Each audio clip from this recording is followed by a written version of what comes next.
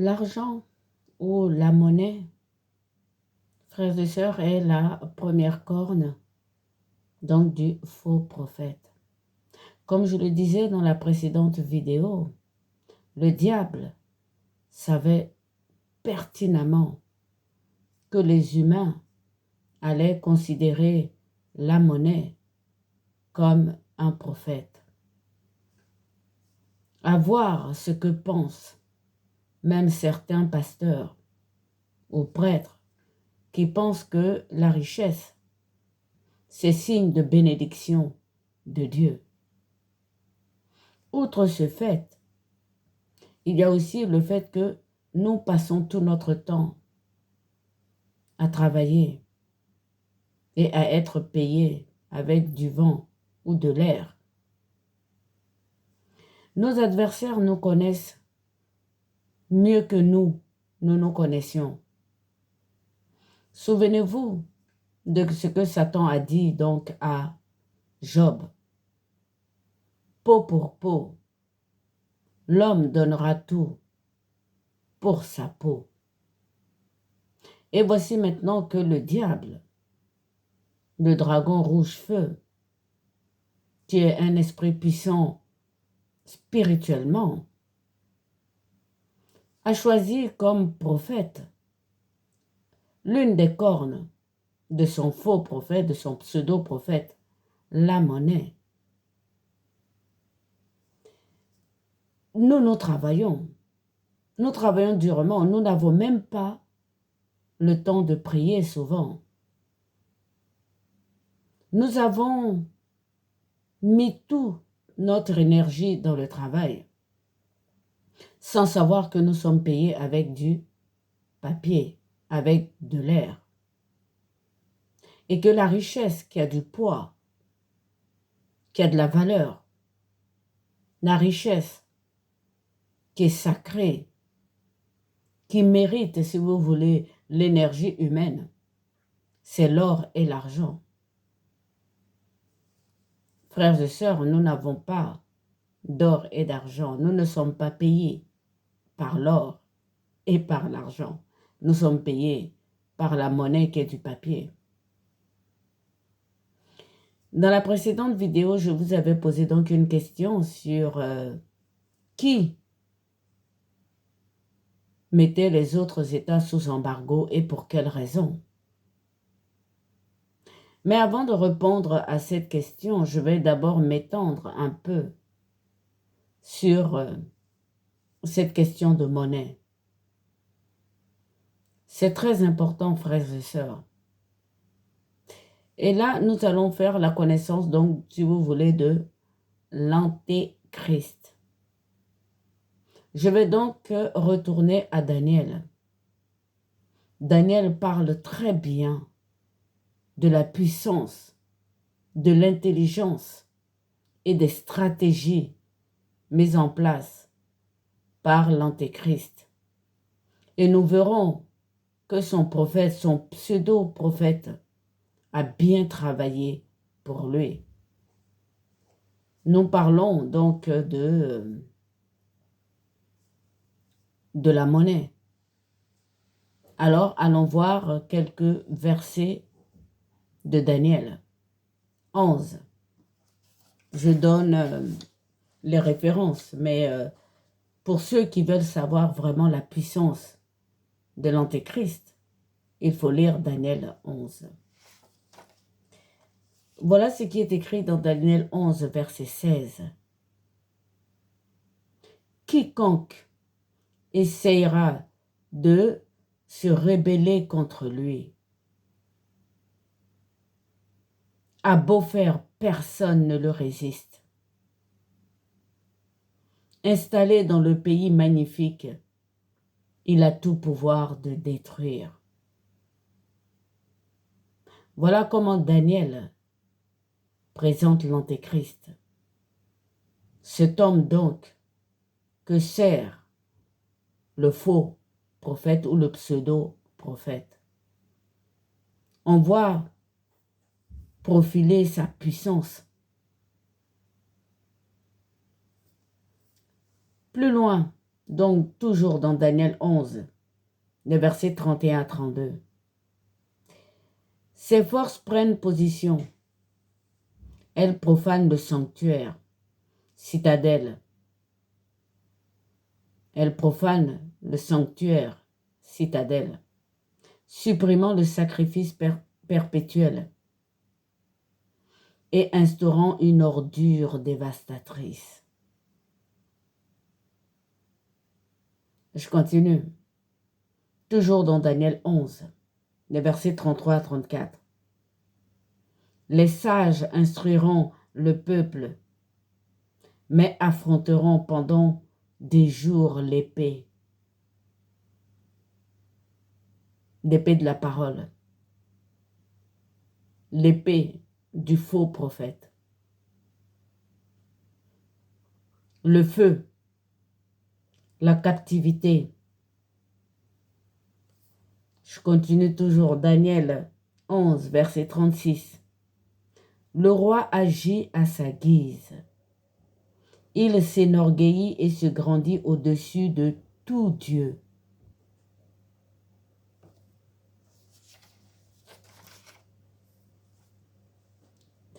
Daniel 11, verset 37. Il n'a pas d'égard pour les dieux de ses pères, ni pour le Dieu favori des femmes. Se plaçant au-dessus de tous, il n'a d'égard pour aucun Dieu. Il n'honore que les dieux des citadelles. Frères et sœurs, j'ai regardé dans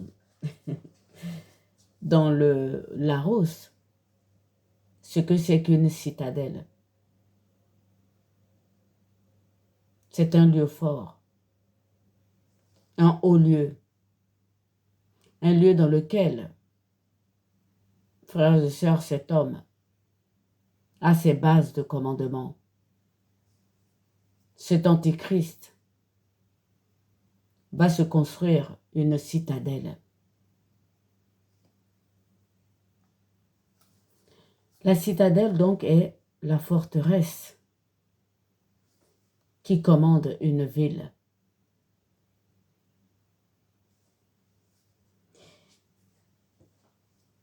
Cet homme sera extrêmement riche. Moi, je pense qu'il sera le premier président du gouvernement mondial fédéral. Il sera, cet homme, le premier gouverneur du nouvel ordre mondial. Tous les dépôts d'or vont lui appartenir. Tous les dépôts d'or seront pour lui. Nous travaillons. Nous n'avons même pas le temps de prier. Nous sommes asservis dans l'esclavage pour recevoir que du vent. Pendant ce temps, ces gens achètent de l'or.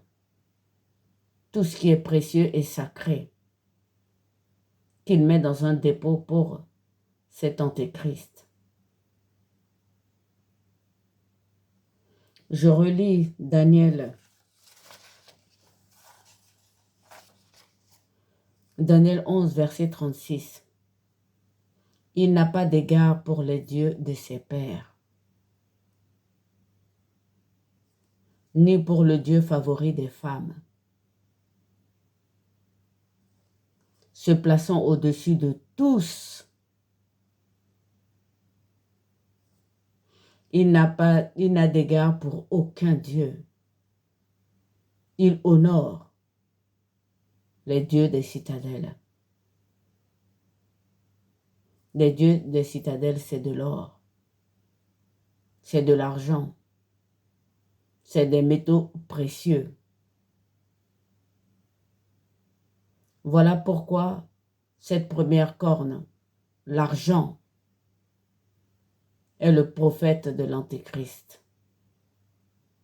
Je vous avais donc posé la question de savoir, en ce qui concerne l'embargo, pourquoi est-ce que certains États sont mis sous embargo? J'ai regardé un peu la traduction, ce que ça veut dire embargo.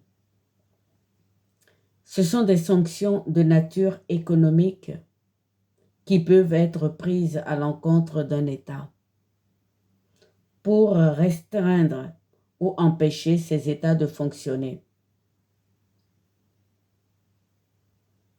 Donc notre Antéchrist, lorsqu'il sera à la tête de ce dépôt d'or, et ça commence aujourd'hui, il y a des États qui sont mis sous embargo. Dans la première vidéo, je vous ai dit que les États n'en peuvent plus. Ils sont surendettés. Ils sont surendettés et ils sont obligés de crier au gouvernement mondial fédéral parce qu'ils ne peuvent plus payer leurs dettes. Nous également, pour acheter un appartement, une maison, on s'endette alors qu'on n'a ni or, ni argent, ni métaux précieux. On n'a rien de sacré. Vous me direz, ça n'a pas d'importance, c'est de l'argent sale. Je suis d'accord avec vous, c'est ce que le Seigneur Jésus-Christ lui-même dit. Prenez l'argent sale pour le donner aux pauvres, pour qu'ils vous accueillent sous leur tente dans le royaume des cieux. Donc cet argent, c'est un faux prophète pour le diable. Pour Dieu, ce n'est pas non plus un prophète.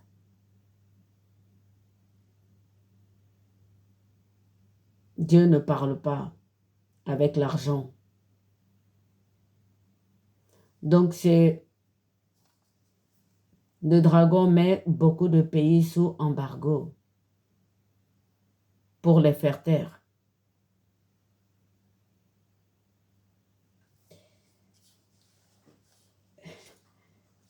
Comme je disais, la monnaie que nous recevons en travaillant durement, frères et sœurs, ce n'est pas sacré. Ça n'a aucune valeur spirituelle. C'est pour ça qu'il faut que on travaille moins et qu'on prie plus. On vous disait dans l'Apocalypse 13 que ce prophète se présente comme un agneau, mais parle comme un dragon. Travaillez toujours plus pour gagner plus, frères et sœurs, pour de la monnaie qui n'a aucune valeur ni sacrée, ni spirituelle. Où est-ce que ça va nous mener? Ça va nous mener nulle part. Oui, cette première corne du faux prophète, c'est la monnaie. Et donc, la monnaie ne peut en renvoyer personne vers Dieu. Ce n'est pas possible. L'argent ne ramène personne vers Dieu. Au contraire, l'argent nous soumet à l'adversaire, comme exactement il est écrit. Maintenant que nous avons bien vu ce que c'est que l'argent, je vais reprendre la Bible et nous allons lire. C'est seulement pour une des cornes, donc du faux prophète. Il est écrit ceci. Je vis une autre bête monter de la terre. Elle avait 2 cornes, comme un agneau, et elle parlait comme un dragon. Donc là, on parle d'une de ces cornes, qui est donc la monnaie. Tout le pouvoir de la première bête, elle exerçait en sa présence. La consommation du léopard, la production de l'ours, des pattes de l'ours et la gueule du lion. L'argent. Nous, on dépense pour consommer. Eux, la gueule de lion s'enrichit avec de l'or et les pattes produisent. Voici le pouvoir du faux prophète de l'argent. Je continue.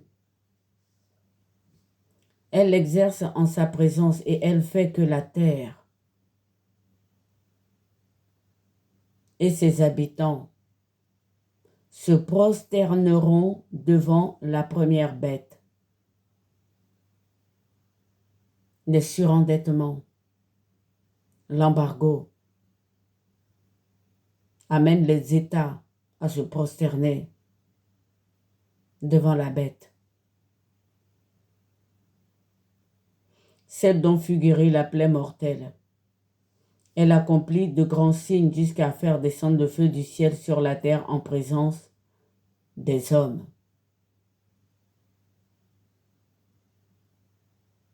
Eh oui. Vous voyez, lorsqu'on parlera de la deuxième corne, ce sera plus évident. Mais pour l'argent, la première corne, je veux donc dire pour la monnaie, le feu ici dont on parle, c'est l'esprit du dragon, c'est un être spirituel, son pouvoir. Donc là, je parle de ceux qui s'enrichissent avec donc, je ne sais pas, le baptême du Saint-Esprit.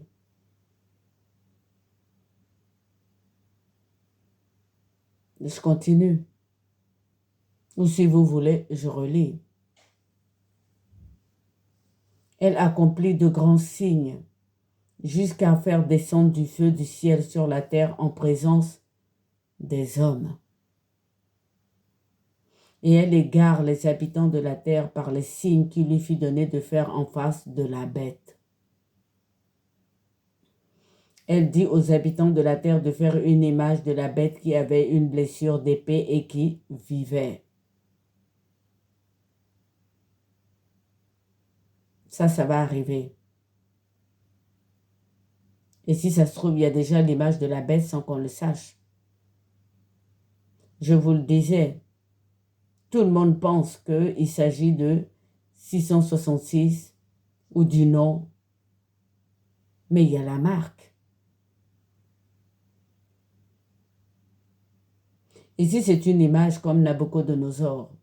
Je vous disais que dans la deuxième partie, vous allez mieux discerner cette image de la bête. Mais pour ce qui concerne donc l'argent, donc la monnaie, on ne la distingue pas très bien.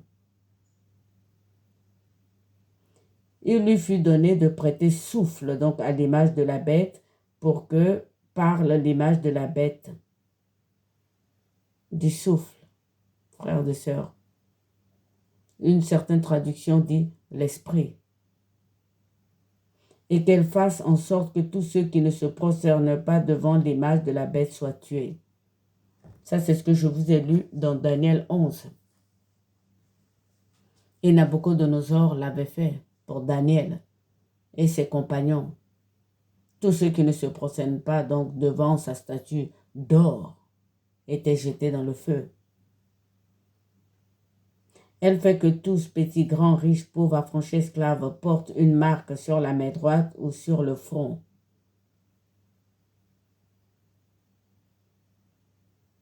La marque sur la main droite, c'est le travail.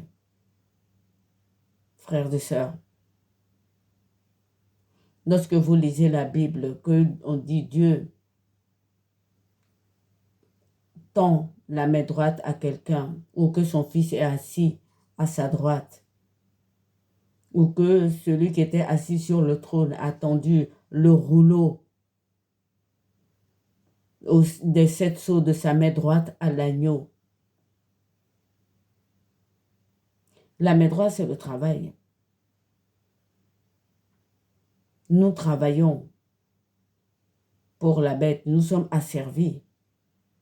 C'est pour ça, dans une autre vidéo, je vous ai dit que nous vivons sous le poids de la bête. Pour ce qui concerne cette première monnaie, frères et sœurs, nous avons déjà les cartes bleues dans la main. Et lorsque nous parlerons de la deuxième corne, nous verrons que tout ça, nous l'avons déjà dans la main. Je continue. Elle fait que tous, petits, grands, riches, pauvres, affranchis, esclaves, portent une marque sur la main droite ou sur le front, afin que personne ne puisse acheter ni vendre s'il n'a pas la marque.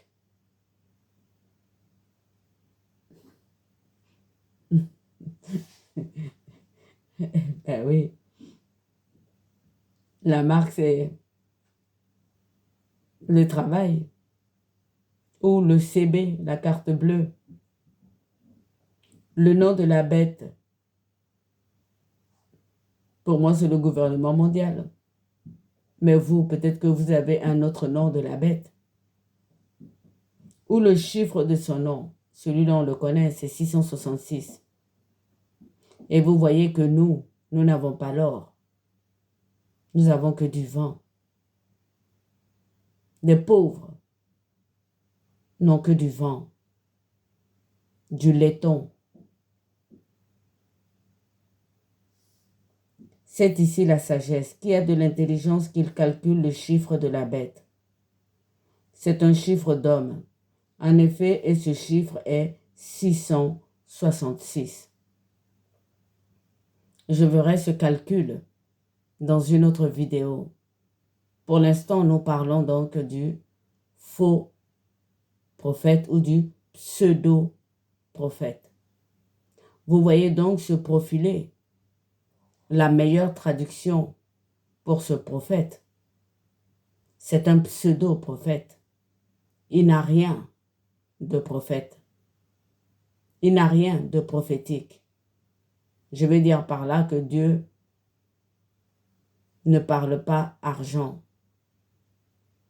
et que la monnaie que nous avons n'a pas de valeur ni spirituelle ni sacrée. Nous travaillons pour du vent. Nous sommes des esclaves, frères et sœurs. Notre Seigneur Jésus dit, pour ceux qui travaillent pour lui, je ne vous appellerai plus mes serviteurs. Je vous appellerai mes amis. Je peux vous trouver le texte, puisque maintenant il faut que je donne les références. Dans Jean 15, 15, il dit, vous êtes mes amis si vous faites ce que je commande. Je ne vous appelle plus serviteur, parce que le serviteur ne sait pas ce que fait son maître. Je vous appelle mes amis parce que je vous ai fait connaître tout ce que j'ai appris de mon Père. Nous sommes des esclaves. Nous travaillons pour recevoir du vent, de l'air, du papier qui n'a aucune valeur et qui ne nous reste même pas dans la main.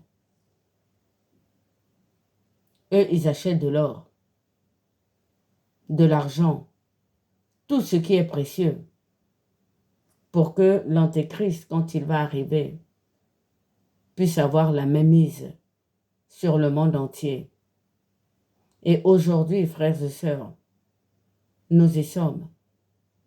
Je vous dis que nos États crient aux abois, ils n'en peuvent plus.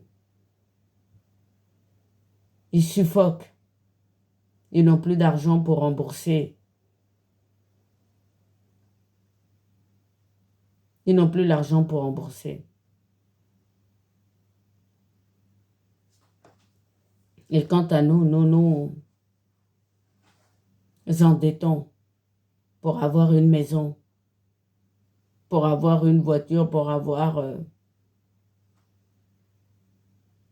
et nous n'avons rien.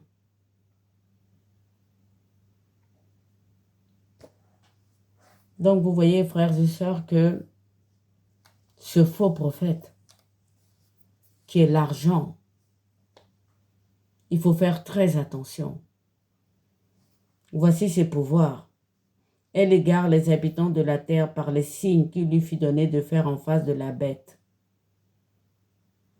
Elle dit aux habitants de la terre de faire une image de la bête qui avait une blessure d'épée et qui vivait. L'argent, ou du moins la monnaie, pour ne pas dire l'or, puisque eux, ils ont l'or, ils ont l'argent et nous, on a la monnaie. Je vous l'ai dit dans la précédente vidéo, c'est de la sorcellerie. Il lui fut donné de prêter souffle à l'image de la bête pour que par l'image de la bête et qu'elle fasse en sorte que tous ceux qui ne se prosterneraient pas devant l'image de la bête soient tués. Si aujourd'hui tu n'as pas l'argent, que tu es jeté hors du système, frères et sœurs,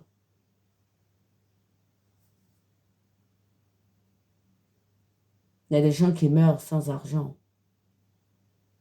Il y a des gens qui tuent toute leur famille parce qu'ils sont surendettés.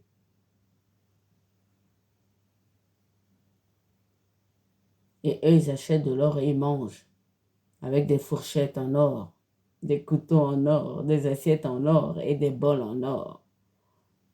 Ces choses sacrées.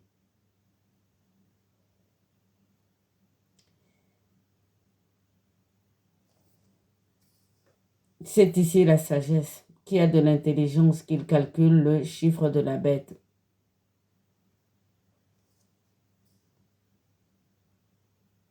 Et son chiffre est 666. Voilà, frères et sœurs, pour ce qui concerne donc cette vidéo sur la première corne, donc du faux prophète ou du pseudo-prophète.